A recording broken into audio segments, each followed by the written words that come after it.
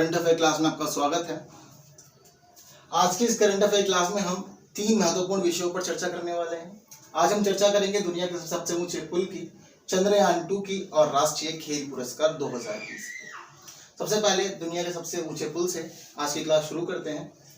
दुनिया का सबसे ऊंचा पुल भारत के जम्मू कश्मीर में लगभग बनकर तैयार होने वाला है। इस पुल को जम्मू कश्मीर की चेनाब नदी के ऊपर बनाया जा रहा है।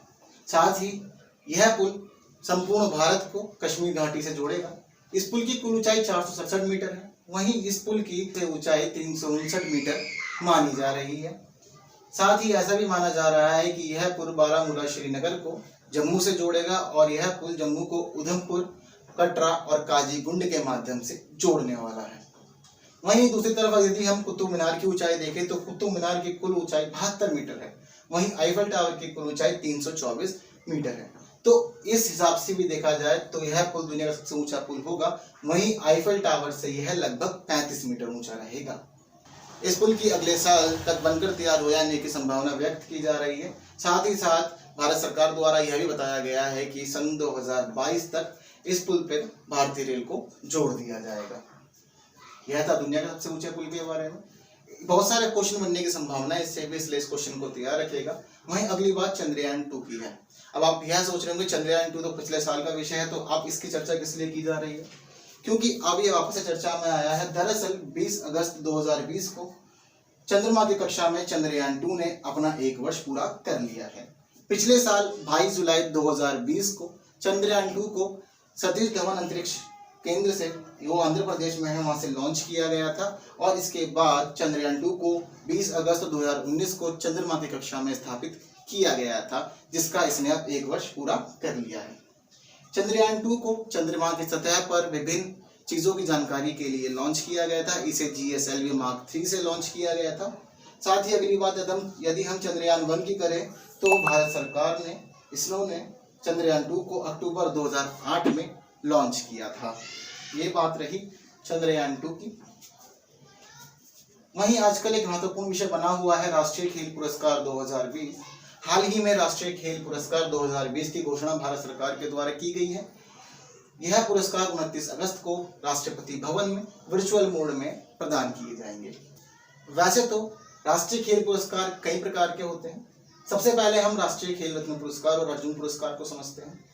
राजीव गांधी खेल रत्न पुरस्कार पिछले 4 वर्षों की अवधि में अच्छा प्रदर्शन करने की स्थिति में दिया जाता है। राजीव गांधी खेल रत्न पुरस्कार में 7.5 लाख रुपए कैश दिए जाते हैं। इस साल यह पुरस्कार रोहित शर्मा को क्रिकेट के लिए, मरियप्पन को पैरा एथलेटिक्स के लिए, सुश्री मनिका बत्रा को टेबल टेनिस के लिए, सुश्री विनेश को कुश्ती के लिए और सुश्री ईरानी को हॉकी के लिए दिया जा रहा है।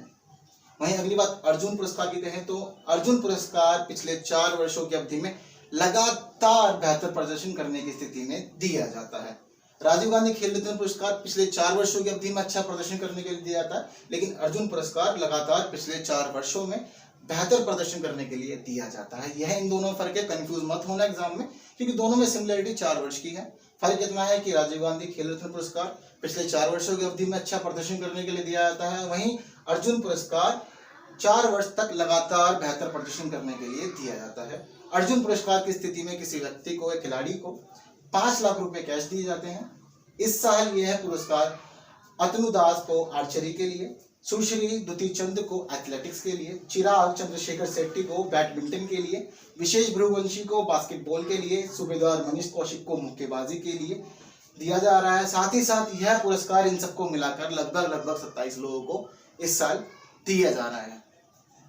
चलिए इसके आगे अब हम अन्य खेल रत्न पुरस्कारों को समझते हैं।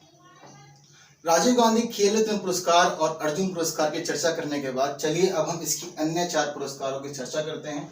द्रोणाचार्य पुरस्कार, ध्यानचंद पुरस्कार, राष्ट्रीय खेल प्रोत्साहन पुरस्कार और मौलाना अबुल कलाम आजाद ट्रॉफी। सबसे पहले हम द्रोणाचार्य पुरस्कार को समझते हैं। द्रोणाचार्य पुरस्कार वास्तव में किसी खिलाड़ी को नहीं बल्कि उसके कोच को दिया जाता है, और किसी ऐसे कोच को दिया जाता है जिससे प्रशिक्षित खिलाड़ी अंतर्राष्ट्रीय खेल आयोजनों में पदक जीतते हैं। ऐसे किसी कोच को 5 लाख रुपए की राशि प्रदान की जाती है। यह 2 कैटेगरी में होता है, रेगुलर कैटेगरी और लाइफ टाइम कैटेगरी।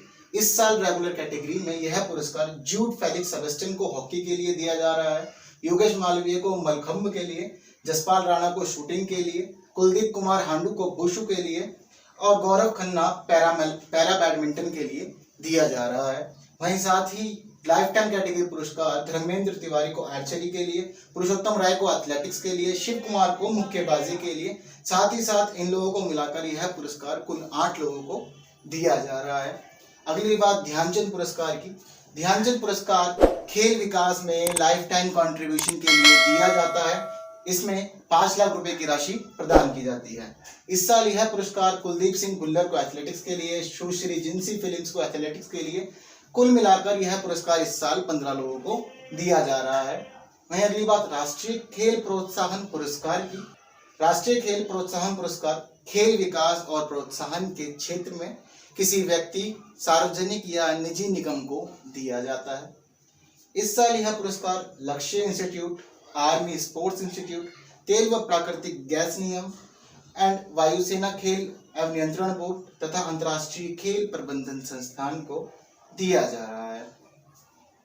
वहीं आखिरी बात मौलाना अबुल कलाम आजाद ट्रॉफी की। यह एक ट्रॉफी है, यह ग्रुप कॉम्पिटिशन्स में दी जाती है। स्पेशली यह trophy inter university sports competitions के अंदर ग्रुप्स को दी जाती है। इसमें 10 लाख रुपए की राशि यूनिवर्सिटीज को प्रदान की जाती है। इस साल यह ट्रॉफी पंजाब विश्वविद्यालय जो चंडीगढ़ में स्थापित है को प्रदान की जाएगी।